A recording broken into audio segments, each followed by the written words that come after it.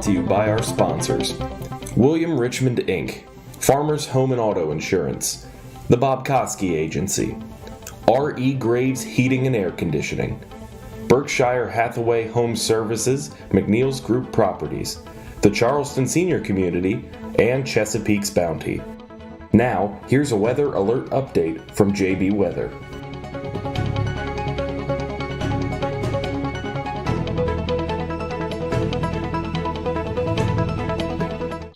Hey, good morning, everyone. I am Forecaster John Bordash with you right after 5:30 to give you another live update here. Been here in the Storm Center since 3 this morning, tracking everything, looking over the latest data, and we do have some new updates to give you. Before we get into that, though, we will take a quick live look outside. This is Callaway 5 at 2:46. We're not looking at too much going on right now. A little bit of snow melt going on there, when that will lead to some slick spots, so do be aware of that. As we take you on over towards Lexington Park, very little is going on, and as we move over towards Leonardtown, that is also the case. We'll take one quick look here quickly into near Newburgh, the 301 bridge. And again, not looking at too much going on this morning. We're still a little early, and we will continue to monitor this. I do want to get right into this, though. The ice storm warning has been expanded. That's the biggest headline this hour. That post you can see up on Facebook and Twitter. You can go ahead and get that shared, as well as over on Instagram. But ice storm warning now in effect for not only Charles, St. Mary's, King George, and Westmoreland County, but now also includes Calvert County. We were talking all day yesterday how I did expect that for Calvert County to get added to that. So that ice storm warning is highlighting the potential to see ice amounts near a quarter inch. That winter weather advisory, that light purple, that's in effect now just for PG and Anne Arundel counties locally. That's for amounts over a tenth of an inch. This is going to be in effect till 7 a.m. tomorrow morning. So we're kind of in the thick of it now. In the next 24 hours, so we're really going to be looking at. And moderate impacts do look at least a little bit likely. I just updated this forecast about 5 minutes ago, looking over some of the latest information. If you were with me at 4, you saw me looking over some of that information as well. We have seen more of a southern trend, not only with our overnight data, but with some of our radar trends as well. And I'll show you those in just a second. But so I've kind of moved that area of heaviest icing to the south. Now, ways we will not see this ice, ice to this degree. Some saving grace is something that we could look forward to. If we see lighter precipitation rates, that would be good. If maybe we're a degree or two warmer, that would be good news. Or if we were to see some dry slats work in, those would all be very good, and we would not see, ice storm warning level ice. So we want to keep that in mind, and I think if we don't meet any of these levels, I don't know if anyone would be mad and call that a bust. So we're going to definitely hope for that to happen. That's my hope, because ice is it's very difficult to try to work around. Road impacts are likely today, especially the further south you head. I know we've had a lot of people comment about going down to Richmond. I believe they said there's a cheer competition down that way.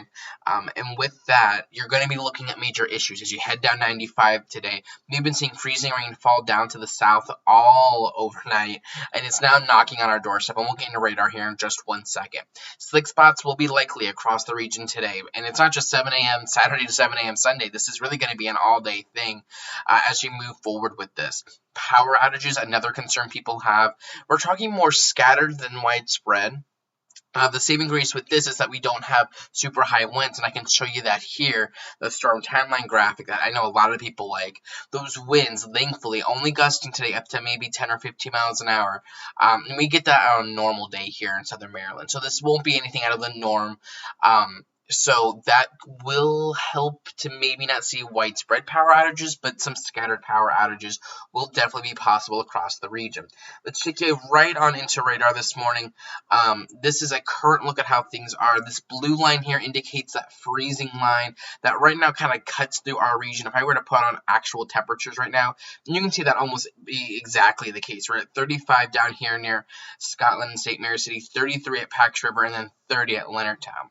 When I talk about areas just inland will have the highest chance of ice, this really demonstrates that potential. There was maybe, let's see how far away these two places are, about 10 miles or so. And you had 10 miles inland. I mean, in Leonardtown's a little bit, Leonardtown and California, you're a little bit more shaded away from the coastal influence opposed to areas like down towards St. Mary City.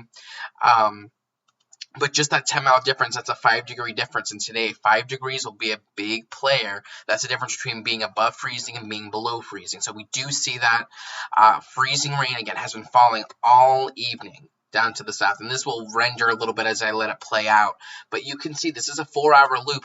Freezing rain has been falling down towards Richmond, down to parts of northern North Carolina all evening. And that will continue to be the case. And this is moving into our region. This is now knocking on our doorstep.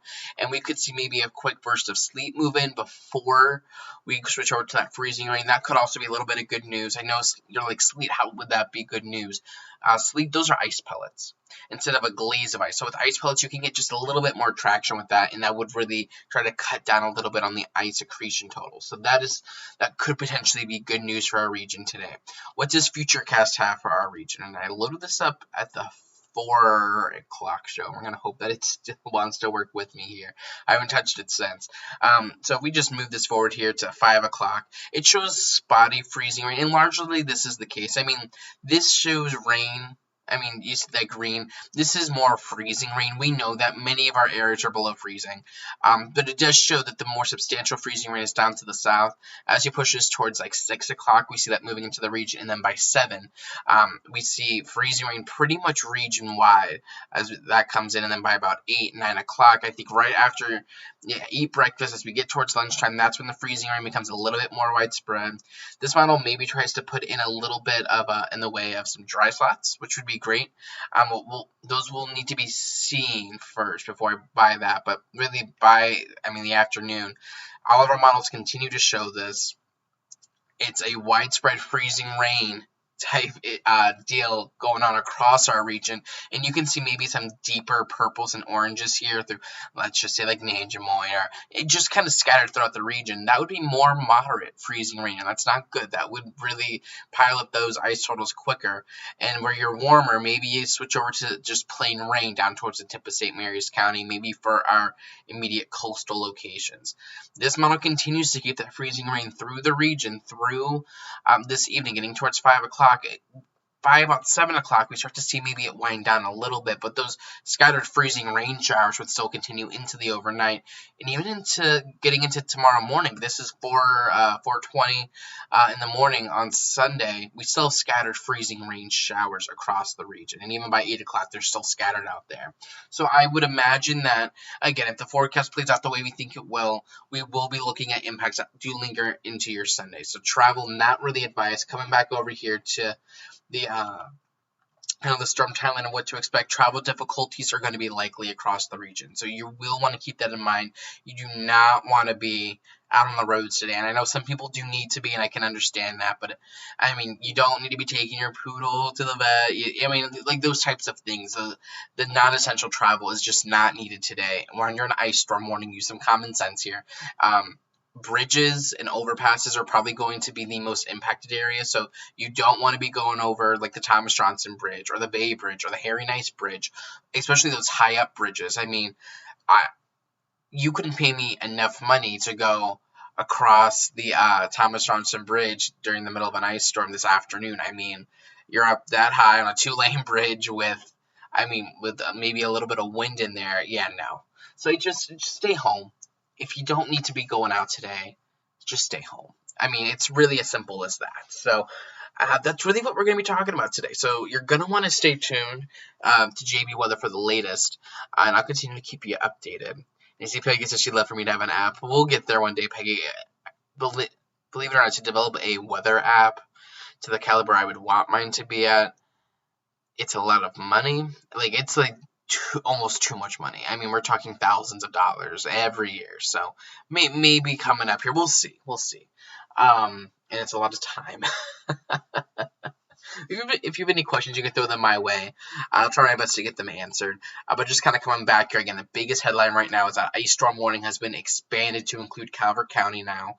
And it's really because we're talking about more of a southern solution that maybe now includes much of Calvert County. So if you're really out in any of our Tri-County region or down towards the northern neck, you're going to be looking at the potential to see up to a 1/4 inch of ice, maybe more like 1/10 to 2/10 possible. Outside of that, but that's still very impactful ice for many reasons. Thank JP.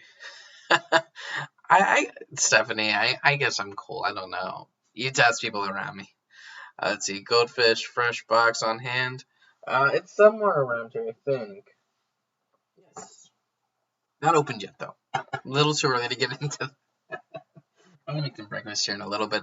I do, however, have coffee on my second cup so far this morning, so we are rolling with that. So, we're gonna continue to watch this. This is gonna be an interesting situation. No need to freak out, though. I mean, I don't think this will be on the level of like a 1994 ice storm. We have seen far worse ice storms in our region. Not saying that this won't be, like a walk in the park. I mean, you're gonna want to stay tuned, but just stay aware. Stay inside, bake some cookies, send them to your favorite weather forecaster. We'll get that set up.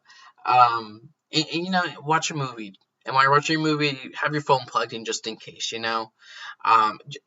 it's just simple things like that. Just stay inside, get some busy work done, have the kids do some schoolwork. I mean, Ryan's a teacher, and his kids are always far behind on work, especially given the pandemic, just because, there's so much to do. But, or maybe, get into the hobby or do like a family game day. I mean, play some board games. I'm a board game guy, so I'm a fan of that.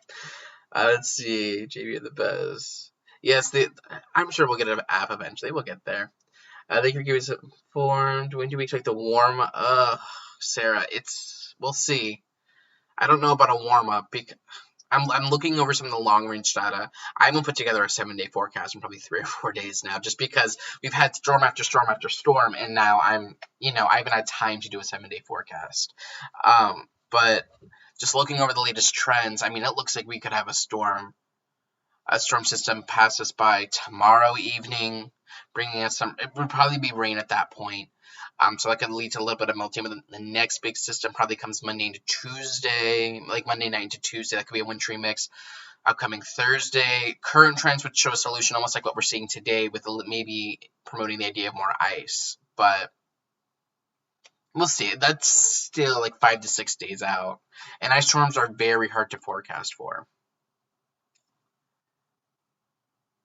Yeah, it would be nice if this missed us.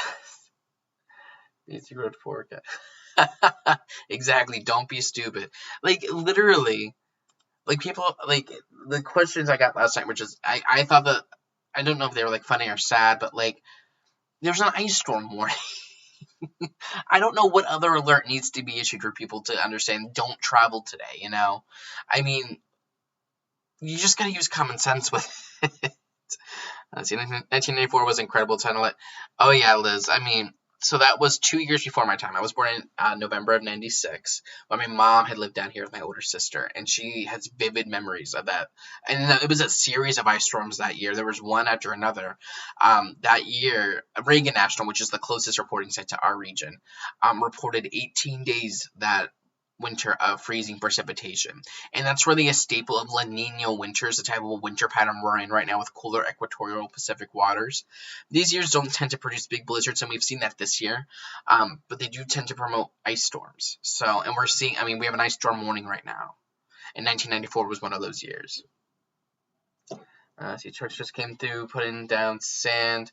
Again, I'm not too knowledgeable about about those different types of things.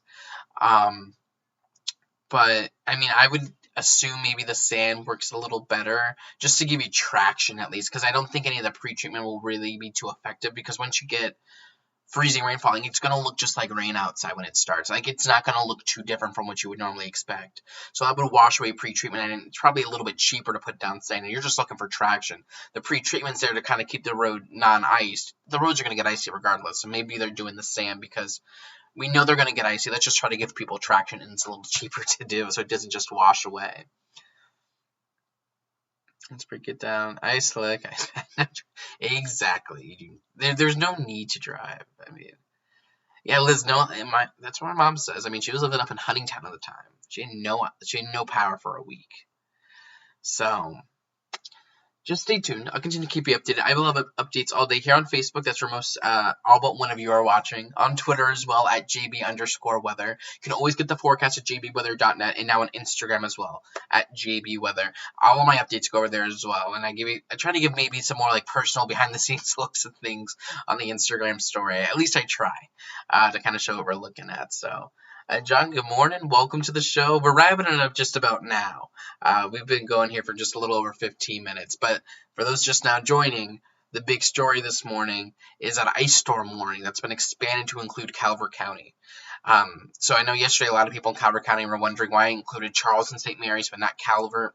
You're now in that. I mean, the impacts are going to be the same, and that updated ice forecast I have is up to a quarter inch for much of the region. It looks like more of a southern solution, so we'll continue to keep keep an eye on this. And just to take it back over to radar before we close things out, this is kind of how things are looking right now. Temperatures in our region generally around freezing, and we have that freezing rain really knocking on our doorstep. That'll really be moving in here over like the next couple of hours, so just stay tuned.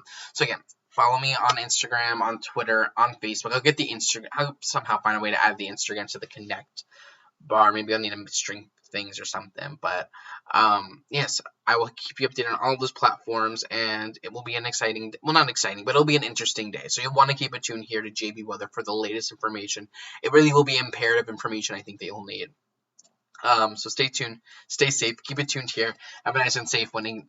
We'll meet again probably, let's see, we started at 5:30, so an hour and a half, so probably close to 7, so in about an hour or so. We'll talk again, and we'll kind of reconvene and reassess how things are looking. So stay tuned, and I'll talk to you then.